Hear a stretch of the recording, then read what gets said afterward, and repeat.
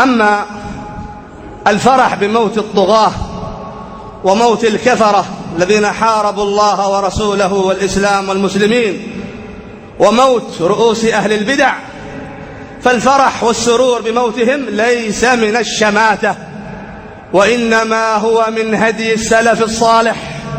قال نبينا صلى الله عليه وعلى آله وصحبه وسلم: وأما العبد الفاجر فيستريح منه العباد والبلاد والشجر والدواب. يعني إذا مات العبد الفاجر استراح العباد والبلاد والشجر والدواب، يفرحون ويستريحون من ظلم الظالم ومن طغيان الطاغية ومن محاربة ذلك الكافر لدين الله، ومحاربة ذلك المبتدع الذي كان يدعو إلى بدعته ويغير دين الله ويحدث في دين الله ما لم ينزل الله عز وجل به سلطان.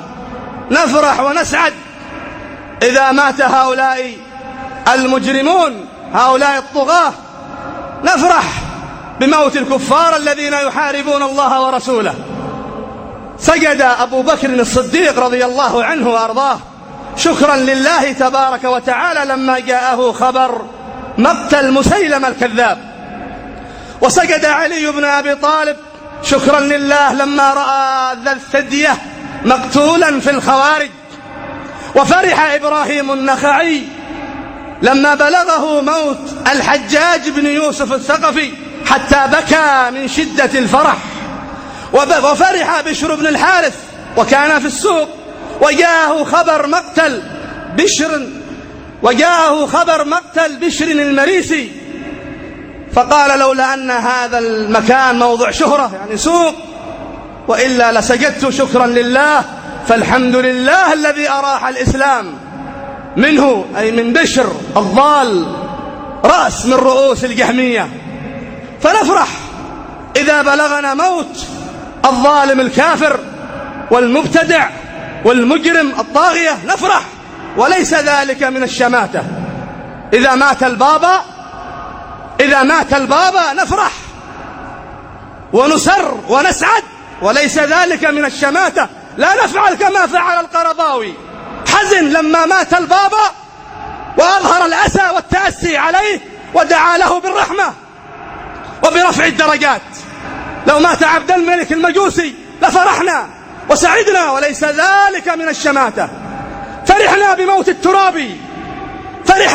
الترابي، وما من مسلم صادق ومؤمن صادق إلا وفرح بموت حسن الترابي، رأس من رؤوس البدع.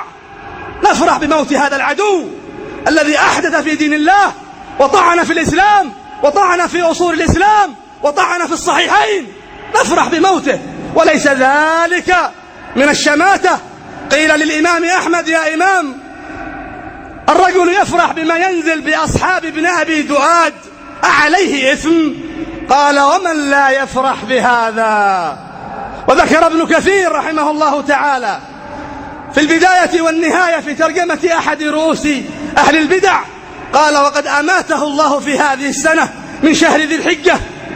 قال: وفرح أهل السنة بموته وأظهروا الشكر لله جل وعلا، فما من أحد إلا وحمد الله على موت ذلك الضال المبتدع.